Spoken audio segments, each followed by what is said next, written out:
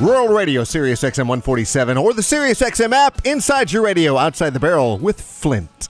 Oh, it's Monthly with Mason. It's time for that ever-popular moment of our show. And I say monthly, but it's more like, I don't know, 8-9 weeks. I just wait for Damian to just text me and say, that time of the month. Yeah, it is, and we're happy about it. I wait for him to text me and say, hey, can I be on your show again someday? Oh, dang it. Joining us from Hawaii, earlier there, it's our only friend, the one and only ag commentator, is Mr. Damian Mason. Damian, you said you're working in Hawaii. Tell us about what are the ag issues in Hawaii? What are we dealing with over there? Well, first off, I am working in Hawaii. Secondly, thank you for bringing me back to Outside the Barrel. As Shannon and I know, because I saw him in February and recorded a funny little bumper out for you. Oh yeah. It's inside your radio, but it's outside the barrel. And I think I even said it as Bill Clinton, so it's more like inside your radio, but outside the barrel. This is my old buddy Flint Rasmussen, and man, would I love to see his interns. Thanks, I appreciate that. Okay. What are you speaking at in Hawaii, or is that what you're doing? What's going on over there? Yes, of course. I'm delivering. I worked yesterday. I'm actually traveling back today. A feed company brought all sorts of folks from the animal feed industry, from your home state to Illinois to Ohio to Alabama to Arkansas.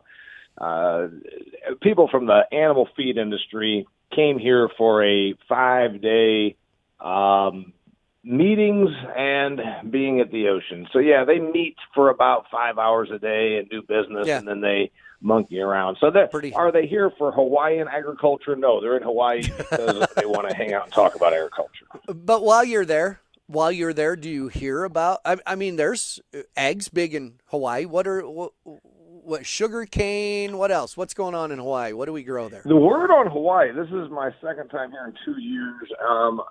And I've been on 2 different islands in the last 2 years. There used to be more of an agricultural presence in these islands. There's less and less of it. Remember, this state tilts pretty hard left. This state has a bit of environmental activism, and environmental activism that does not comprehend the benefits of agriculture. So the seed companies used to come here and use these fertile fields and year-round climate to test genetics, because they would get a bump during the off-season that they could then bring those new genetics back to the mainland. And there's a lot of backlash against that. Oh, my goodness, they're GMOs. Remember, GMO, UFO, IRS, 3 letters that scare the bejesus out of people, mostly because, not that we shouldn't be afraid of the IRS, but GMOs, genetically modified organisms, have a big backlash here because people don't comprehend it. So there's that. There is a dole plantation here. I'm on Oahu. They do make pineapples here. There's less sugar, I think, than there ever was. A lot of sugar mills are shut down. We're making sugar a lot more in the United States out of those sugar beets from right there in your home state, Idaho, Montana, Colorado. Wyoming. Yeah, well, in case you didn't know, Chinook, Montana, Chinook High School, the school mascot, the Sugar Beaters. The Chinook Sugar Beaters. That's true story. I did not know that, and I've worked for the Montana Sugar Beet people. Remember, this is the big thing. Last time you, me, and Shannon had the lovely time together was the end of February, if I'm not mistaken. I'm driving across Iowa, Nebraska, heading to Beloit, Kansas. Mm-hmm. And you yourself said, man, I've been everywhere, but I don't know about Beloit, Kansas. But you like me, and me like you, nationwide. By golly, you give us an audience and a forum. It doesn't matter whether we're in the North Shore of Hawaii or Beloit, Kansas, we'll rock it. Yeah. Hey, speaking of GMOs, when you march for science on Earth Day, can you be selective in which science you choose to march for? You talk about GMOs and people not understanding, people scared of them. Isn't science kind of telling us it's okay, the genetically modified stuff? But those same people would be against GMOs. Am I right? Am I on the right track here? Yeah, you're on the right track, and you're leading me right into the big focus of our day, which, of course, we're going to get to after the break, and that is environmentalism as the new religion, which, of course, we just celebrated Earth Day. Here's the thing about the March for Science. It looked to me like it was maybe half about science and half about political agenda, that if you disagree with what we think, if you disagree with what we think, then you're a communist or you are dumb or what have you. It's usually that you're dumb or racist. But the problem is science, we know, it goes through this thing where we find some new stuff. You know, when you and I were kids, or maybe our parents were kids, they thought you should, like, drink castor oil because it made you healthy. So we know that there's always been some misconceptions that were a little bit of bad science or non-science. The anti-GMO thing has always struck me as funny, because if you talk to a person that says, I don't like these genetically modified organisms, most of them don't know that's what GMO stands for, and you say, why? And they say, well, Monsanto. You say, well, that's just a company. And then I get people on social media that fight with me, which is funny. You see it. And only the millennials would think that fighting happens on Twitter by typing capital letters and putting an exclamation point. Quit yelling. Yes. I mean, of our era, fighting happened like on the school bus where you finally stood up toe-to-toe and smacked somebody in the face. But to the new generation, apparently, fighting is typing in capital letters and yelling Monsanto. But it's an interesting thing. You have people that then it's become so bastardized that the science is not even in the equation, Flint. They say things like, well, I'm just against Monsanto. And I say, well, why is that? Well, they control all the food supply. And you say, well, how could that possibly be? That's not true. I mean, it's like saying Starbucks controls all of the coffee in the world. Now, are they a big player in coffee? Certainly. Yeah. But the same people that march against Monsanto pull through Starbucks very happily and buy their $19 latte. Yeah. Hey, listen, I do want to talk more about this. You had an interesting quote on social media. Want to talk about environmentalism. I even have an example, if we can get to it. He's Damian Mason. He's in Hawaii. We're talking agriculture. He's an ag commentator. We talk about everything right here on Outside the Barrel. Back after a break.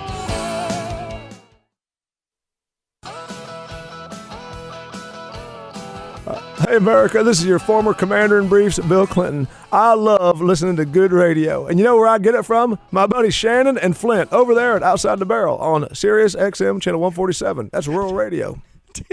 Did that say the Commander-in-Briefs? I've never heard that one. I like it. Welcome back. Welcome back to the show. I'd like to welcome our friend back that celebrated Earth Day by living on Earth. And Damian Mason with us. Damian, I think this was, you put this to describe Earth Day, when people who don't own or produce anything from Earth demand legislation crippling those who own and nurture Earth. That's a pretty good way to put it right there. I appreciate you referencing that, and please tell our lovely listeners, at Damian P. Mason, just like at Flint Rass, is how you will be in on the dialogue on Twitter, at Damian P. Mason. They can follow me on Twitter. They can keep up with me on LinkedIn or Facebook, Damian Mason. Yes, I put that out there because, let's face it, you're out there in Chinook, Montana. I'm out here, I got my farm. I have 260 acres of earth in Indiana that I've worked my butt off to pay for and nurture from the time I was a kid. I bought the home farm and I own my own farm separately. I know about Earth. You know about Earth. We know what we do. A person that lives in an apartment in a metropolitan area that goes out and marches on one day a year, either against Monsanto or for science, or more importantly for Earth Day, demanding legislation against stuff they do not comprehend. It flies in the face of really what this country was founded on, an agrarian culture, but more importantly, it demonstrates the cause. I point out all the time, Flint, organized religion is actually declining, meaning if you went to the church in your hometown, my hometown, there would be a few less people in the pews or a few less masses or services per week than there were, say, in the 1950s. But that doesn't mean folks have lost their religious devotions, just that their religion has changed to things like environmentalism And it's all up for interpretation. A normal religion, you go in and the preacher tells you what the dictates are. With environmentalism, it's fantastic. You can be dogmatically religious about this cause, but you can make up your own rules. You can say, for instance, I live in a 9,000 square foot house, but I recycle, so therefore I care about the earth. Or I drive a Prius. That means I care about the earth. And a guy like your neighbor or my neighbor in Indiana is saying, we took 3 acres out of production and put in a buffer strip. We took our land to protect this stream from runoff. Now, that to me is what an Earth Day commitment looks like. You took 3 acres of your land, seeded it, nurtured it to make sure that we protected the stream. That is an Earth Day commitment. The person that goes and marches has done nothing other than drink a $19 Starbucks latte on their way to the protest, and it's that we didn't do enough in agriculture to care for Earth.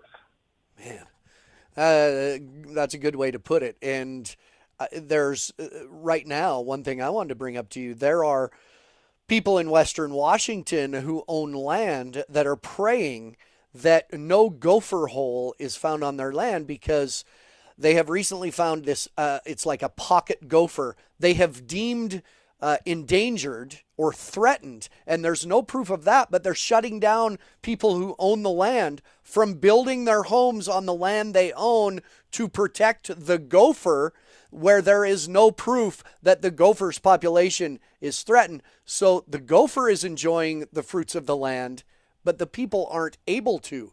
It's gotten to a point like that where it's just ridiculous it's taking over what we need to do to live when they don't understand there's no better stewards of the land than rural people and agriculture people.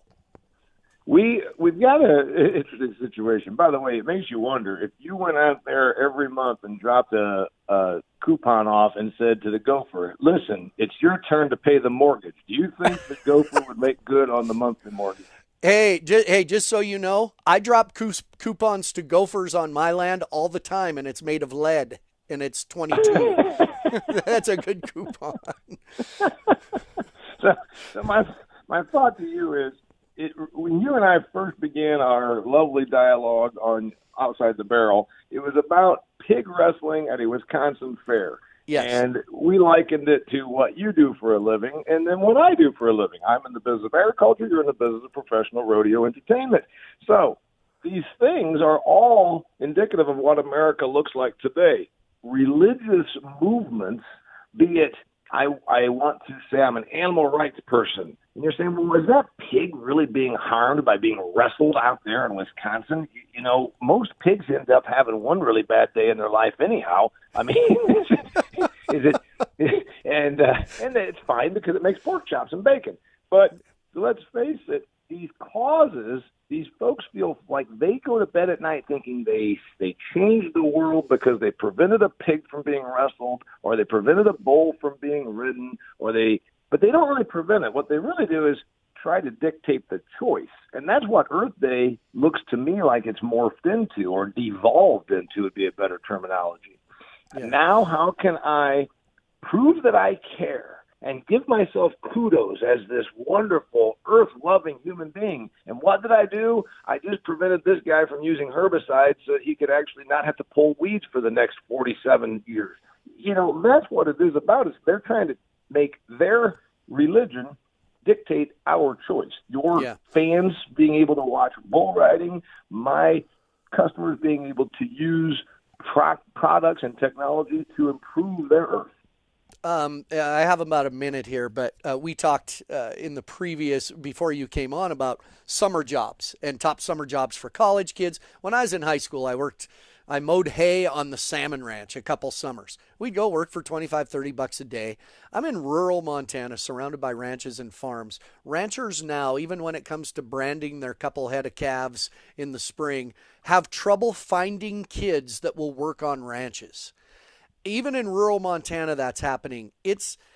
I don't think people realize, even in small town Montana, that they're slowly taking their kids away and slowly alienating them from the agriculture way of life. Without knowing it, ranchers can't find kids. It's a sad state, really. I have I have a few people that say to me, "Hey, Damian, I'd like my kid to come out and work for you so he can learn how to do stuff." You say, "Well, that's neat." The thing is, some of them say, and because he's just not very rugged, and she just doesn't know how to do this and doesn't know this. And I think, so you really want me to parent your kid and teach him how to do agricultural stuff, but you've never taught them how to do anything. And then the flip side of it is, I've had a couple people that say, "My kid can drive a tractor."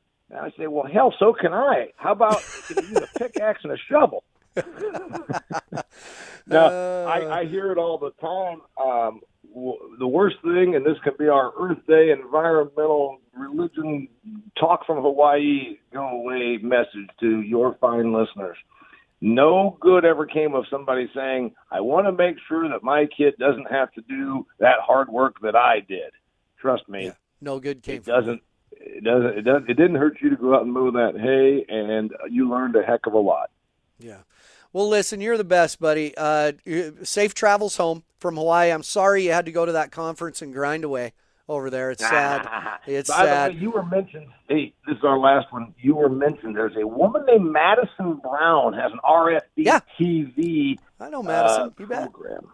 You bet. Mentioned you as an occasional guest yesterday on the stage, and I cheered when she said, "And here's some of the guests we've had, blah, blah, blah, blah, blah, blah." She could have said everything from, President Trump to the lead singer of AC/DC. But when she said, "and Flint Rasmussen," woo!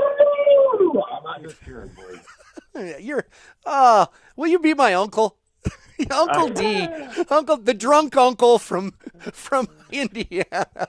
Listen, buddy, it's always good to talk to you. We'll do it again in a couple months, just like always, okay? Thanks, Flint.